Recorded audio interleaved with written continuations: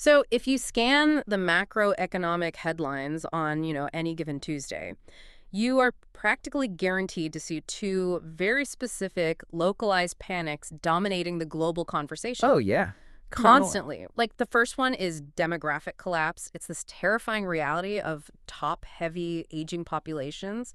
You've got a shrinking pool of young workers who are somehow expected to financially support this massive retiring generation. And you see that panic everywhere. From Western Europe to East Asia, it's unavoidable. Unavoidable. And then the second panic is agricultural decline. It's this creeping anxiety over soil depletion, water scarcity, and really just how nation states are going to guarantee food security in an incredibly volatile century. Right. So we are obsessed with who is going to do the work and, how we are actually going to feed them. Which, I mean, makes total sense. For the last few centuries, the baseline survival of any sovereign state required a robust, expanding working-age population and a domestic agricultural sector that could sustain it. I mean, that is the traditional blueprint for national security. But today, for this deep dive, we are basically tearing up that blueprint. We really are. We are diving into this massive stack of macroeconomic, demographic, and institutional data from a nation that has essentially engineered a reality that shatters every single global norm. I mean, I want you, listening right now, to imagine a society where the demographic pyramid is not a pyramid at all. It's like a sheer cliff face. Yeah, a total vertical drop. Exactly.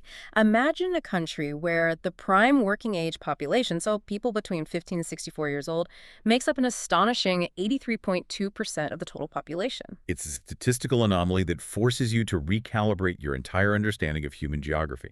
I mean, when you see a labor force that concentrated, you are no longer looking at organic human reproduction or, natural migration. Right. You're looking at a highly calibrated, state-directed filter. And if an 83.2% working age population isn't counterintuitive enough for you, pair it with this. Their agricultural sector's contribution to the national GDP is 0.3%. Oh.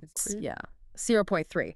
They have almost entirely abandoned the fundamental sector that most nations consider their existential bedrock. Which is just a wild strategic choice. It really is. So the core question we are answering today is how a country that stripped away its primary agricultural engine and engineered one of the most extreme artificial demographic structures on the entire planet managed to skyrocket its GDP from a microscopic $300 million in 1970 to over $235.7 billion by 2022. The sheer velocity of that growth is, frankly, the defining economic case study of the late 20th and early 21st centuries. Yeah? We are analyzing the state of Qatar. Yes, we are. And, to understand how a state builds itself from the ground up using sheer capital, you really have to look past the top-line GDP numbers. You have to understand the structural mechanics driving them. Right, because just looking at the big number doesn't tell the whole story. Exactly. If we strip out the noise of inflation and just look at the data in constant 2015 US dollars, you are still looking at an economy that grew from under $8 billion in 1970 to over $177 billion in 2022. I try to picture what that curve looks like on a chart, and honestly, it's almost flat for decades. Yeah, it barely moves. You have the 1970s and 1980s where the economy is just moving along modestly, but then you hit the late 1990s and the line just goes completely vertical. It really does. It's an inflection point so steep it looks like a glitch in the software, like someone just entered a typo in the spreadsheet. Well, that vertical line isn't a glitch. It's the physical realization of the liquefied natural gas, or LNG, market. Okay, break that down for us. So in the 1970s and 80s, natural gas was often considered this frustrating byproduct of oil extraction. Because, if you weren't connected to your customer by a physical pipeline, you just couldn't sell it. It was just trapped there. Exactly. And Qatar is sitting on the North Field, which is the largest non-associated natural gas field in the world. But they share a maritime border with Iran, and they are geographically isolated from the major energy consumers in Europe and East Asia. So they have all this gas, but no way to move it. Right. So the inflection point you see in the 1990s represents a massive, highly risky capital bet on LNG technology. It's the ability to supercool gas to negative 162 degrees Celsius, shrink its volume by 600 times, and put it on specialized ships. They effectively built floating global pipelines. Precisely. And the upfront capital required to build those cooling facilities and export terminals is staggering. It's astronomical. Right. It's not cheap to build that. Not at all. But once that infrastructure went online in the late 90s and 2000s, which coincided with a massive surge in Asian energy demand, the returns were just unbelievable. This is where the massive wealth generation begins. But, and this is key, it is also where the vulnerability is introduced into the economic structure. Yeah, you're talking about the weight of the resource rents. Yeah. Because the data shows that total natural resource rents, which for those listening is essentially the pure profit margin a country extracts from its natural bounty after you account for the cost of extraction. That number once peaked at 75% of the nation's entire GDP. Three-quarters of the economy. Three-quarters. Three-quarters of their entire economic value was just the sheer geologic luck of being situated above compressed hydrocarbons. And even though they've actively tried to bring that number down over the years, as of 2022, it still sits at a massive 27.3%. Which is still a huge chunk. Right. And breaking that down, oil provides 19.1% and natural gas is at 8.2%. And here's the thing. When a single sector generates profit margins that massive, it introduces severe distortions into the domestic economy. This is the classic mechanism of the resource curse, or Dutch disease. Right, Dutch disease. We've seen this play out before. All the time. The massive influx of foreign currency from energy exports causes the local cost of living and the domestic currency's real exchange rate to appreciate. Right, which makes any other export incredibly uncompetitive globally. Like, if I'm a local entrepreneur there, I might have this brilliant idea for a complex manufacturing plant or, I don't know, a software export business. Sure. But why would I take the immense risk of competing in the brutal global market when I can just start a local logistics company that services the state-run energy sector? You wouldn't.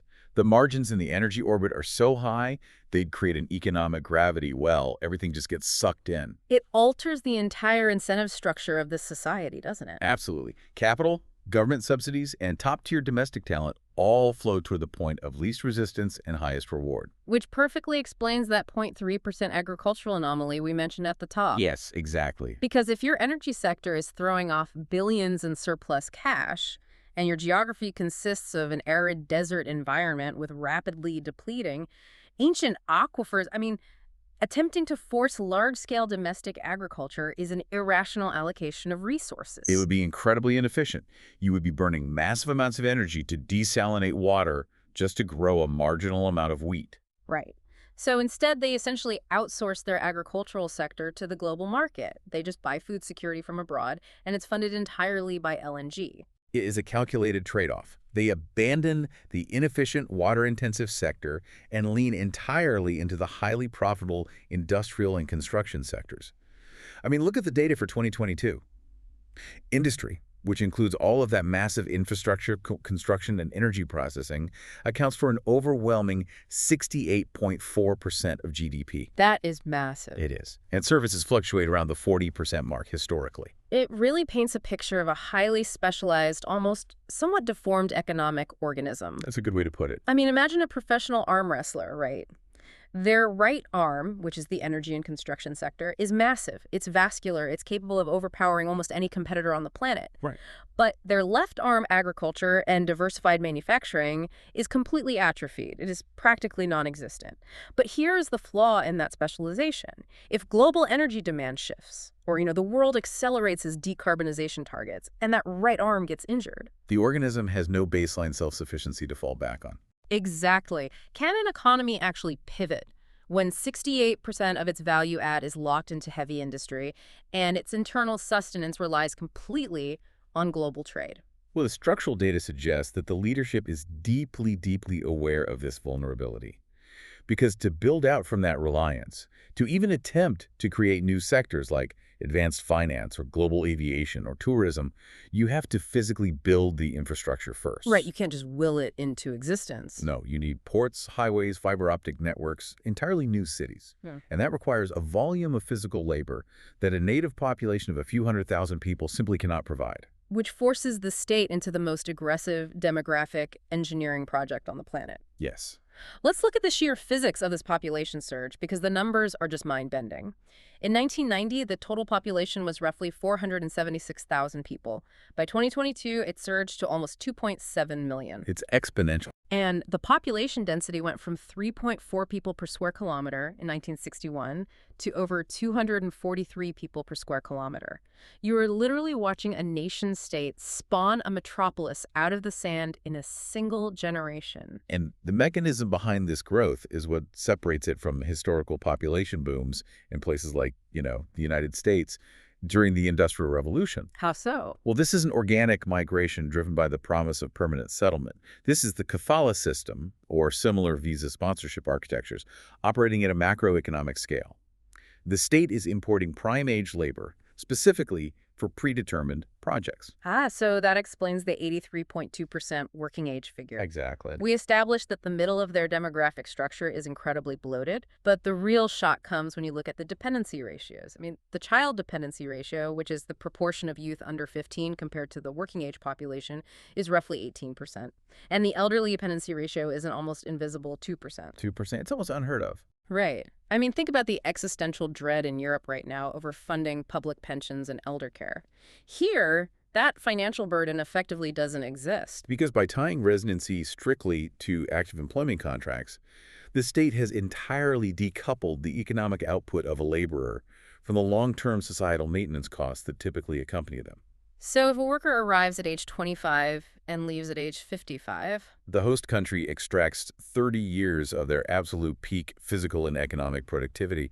But crucially, the host country does not have to pay for the pediatric care and the schooling that got that worker to age 25, right, nor do they have to fund the geriatric health care and pension systems required to support that worker from age 65 to 85. wow. It completely transforms the concept of the nation state into something resembling a massive, geographically bounded corporation. It's a very corporate model, yes. You don't have citizens in the traditional sense for the vast majority of the population. You have temporary employees. You hire them, they build the stadiums, the rail systems, the LNG terminals, and then their contract ends and they rotate out. And the data reflects this hypermobilization perfectly. The labor force grew from 269,000 in 1990 to 1.41 million in 2022. That's a huge leap. It is. And within that, if you look at the breakdown, 60.1% of employment is in services, 38.2% in industry, and only 1.6% in agriculture. I want to focus on that services number for a second because Yeah. that high concentration, 60.1%, is really revealing. It is, because a massive portion of that is not advanced financial services or high-tech consulting. Right, it's not a bunch of bankers. No, it is the vast, localized logistics tail required to support the 38.2% working in industry.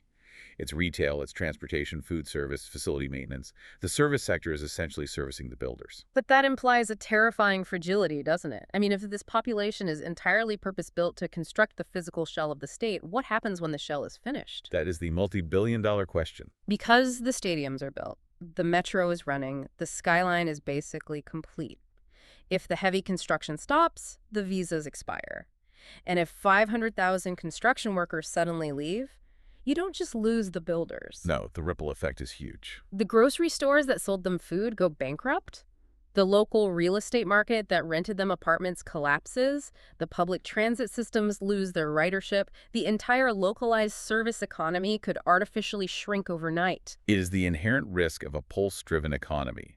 To prevent that localized collapse, the state must constantly find new megaprojects to maintain the momentum. Or they must successfully transition those imported laborers or replace them with a new tier of immigrants who are focused on a post-industrial knowledge economy.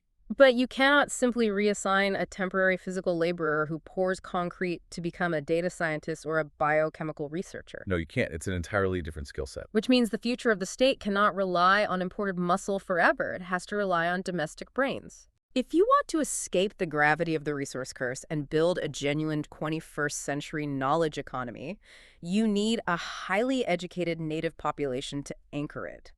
Which brings us to their human capital strategy, and frankly, some of the most fascinating sociological data in this entire deep dive. Oh, absolutely.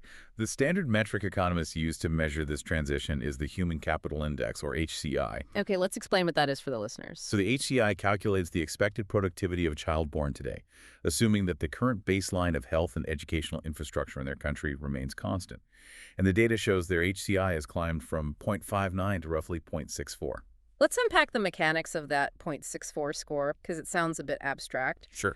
If a child reaches 64% of their ultimate productive potential, that means 36% of their potential is being lost to systemic friction, right? That's exactly what it means. Yeah. So why is that gap still so large? Because when we look at the raw educational inputs, the state is pouring massive, massive wealth into the baseline. I mean, youth literacy for 15 to 24-year-olds is over 99%. Primary school enrollment is universally 100%. The government is spending 2 to 3% of its massive GDP purely on education. No one is missing out on the fundamentals. Well, the gap in the HCI is rarely about sheer enrollment numbers in wealthy states. It's about the quality of learning and the complex variables of long-term health, Like what?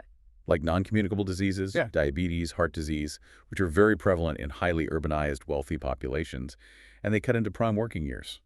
Furthermore, standardized test scores and cognitive development outcomes often lag behind the massive capital expenditures. Meaning you can throw money at a school, but you can't buy better test scores instantly. Right. You can build a billion-dollar university campus overnight, but you cannot instantly purchase a century-old culture of rigorous academic research. It takes generations to build that culture. But within that academic culture they are building, there is this massive anomaly in the data, and this blew my mind. It's the most striking part of the report. It really is. The data shows a slight edge for women in the overall HCI, so it's 0.67 for women compared to 0.61 for men.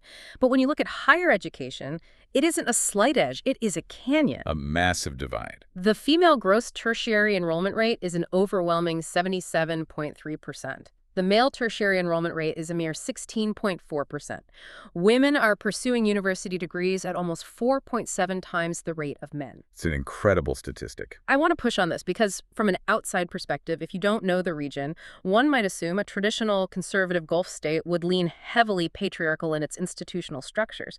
So why are the men opting out of higher education? You really have to look at the opportunity cost for a young male citizen in this specific economic environment.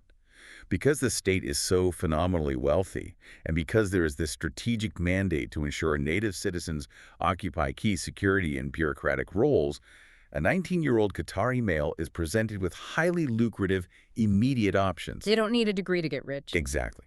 He can enter the military, the police force, or secure a mid-level bureaucratic position within the state-run energy ministries.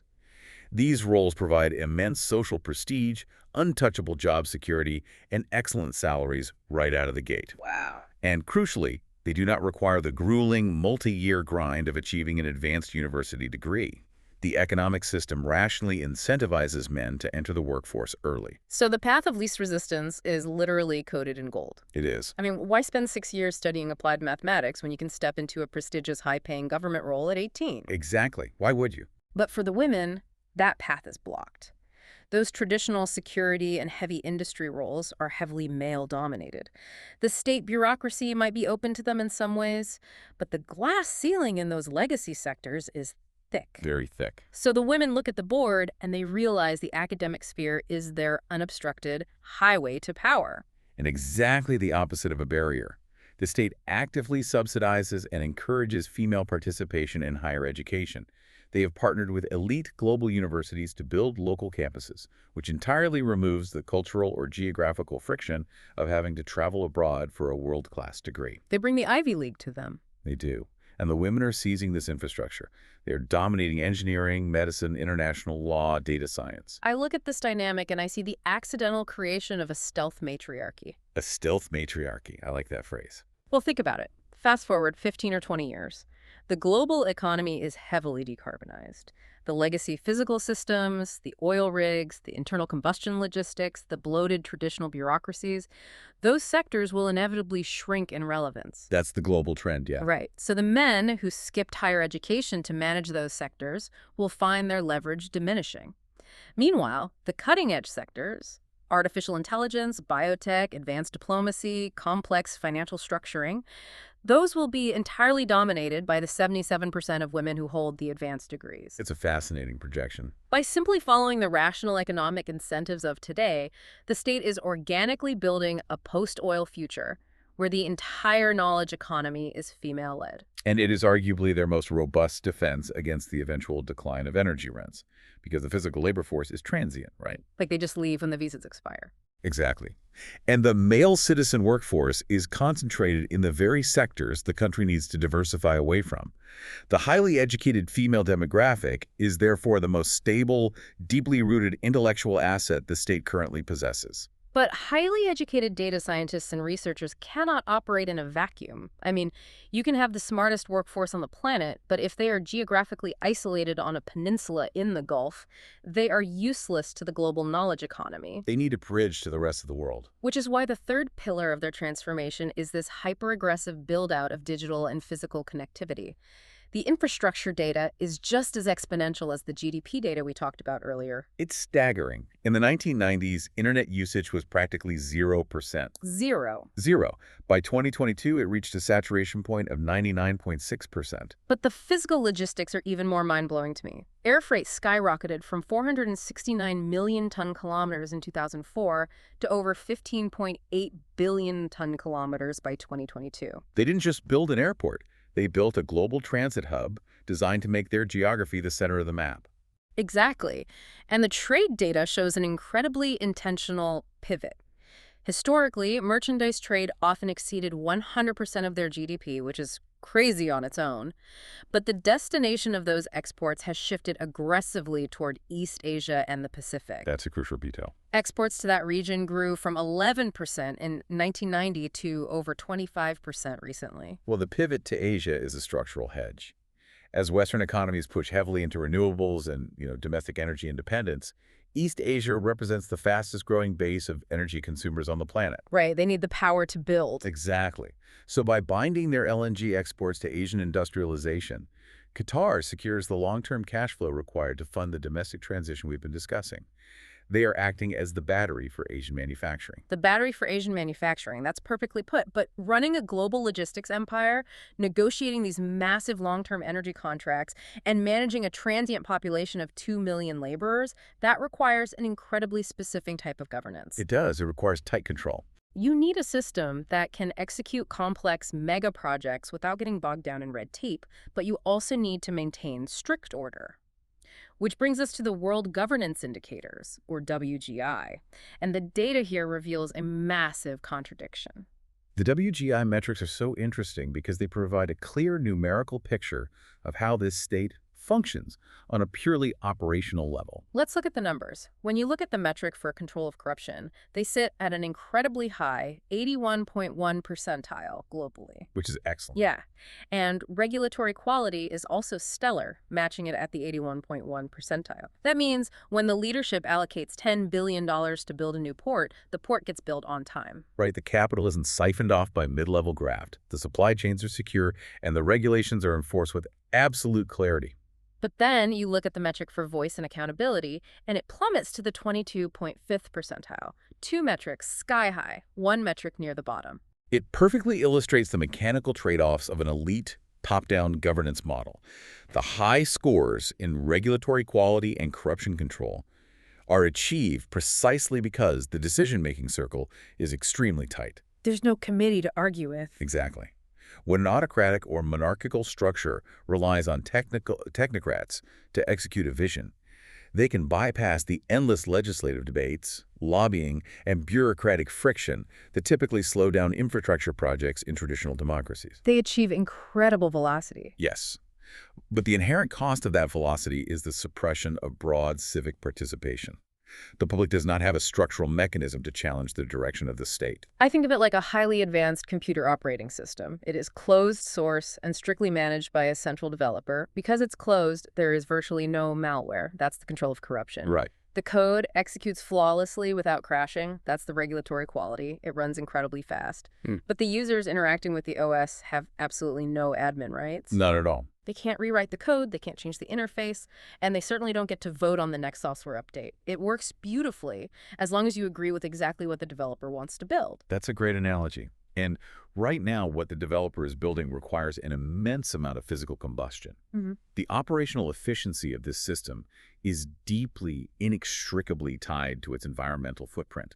We really cannot analyze the economic leap without acknowledging the environmental exhaust. And the carbon and greenhouse gas data is the unavoidable shadow of this entire narrative. It really is. It's significant. Methane emissions are sitting at 21.5 megatons of CO2 equivalent as of 2022. But the truly shocking number is nitrous oxide. N2O emissions have grown by 532% since 1990. 532%. 532%. Most people associate N2O with agricultural fertilizer, but we already established they don't have an agricultural sector. So where is this massive spike coming from? Well, in a heavy industrial energy exporting economy, nitrous oxide is primarily generated through the high-temperature combustion of fossil fuels and specific industrial processes inherent to natural gas extraction, processing, and flaring. Oh, so it's the gas industry itself. Yes, when you scale up LNG liquefaction facilities to supply a quarter of the Asian market, and you build a massive domestic aviation hub, and you power massive desalination plants to provide water for a population that grew by 500%, the chemical exhaust is just unavoidable.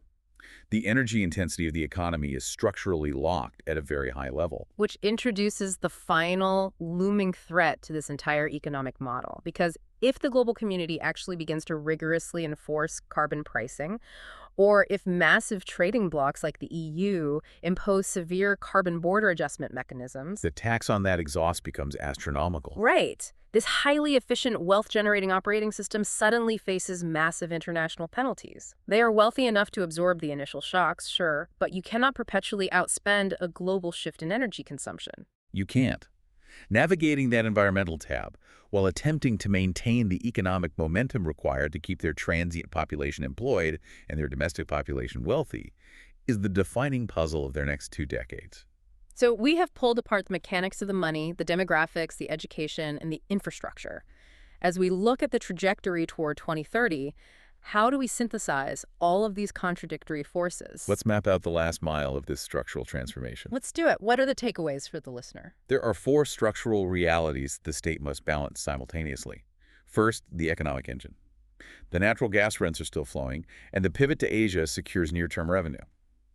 But true economic diversification is no longer an optional side project. It is a ticking clock. Diversify or die, essentially. Essentially, yes. Second, the demographic strategy. The 83% working age anomaly allows them to build the physical future without paying the social costs. But long-term survival in a post-industrial world demands they elevate the human capital index. 0.64 is not high enough to compete globally in advanced tech or finance. They need better outcomes, not just better inputs. Exactly, which feeds directly into the third reality, the gender dynamic. The stealth matriarchy. Right. The state's massive investment in education has created a female demographic that is vastly overperforming its male counterpart in higher education. That 77.3% tertiary enrollment rate is the actual engine of the future. The transition from extracting gas to exporting intellectual property relies almost entirely on integrating those women into the highest levels of corporate and national leadership. And the fourth point? The governance tightrope. They have engineered an incredibly efficient, low-corruption operating system.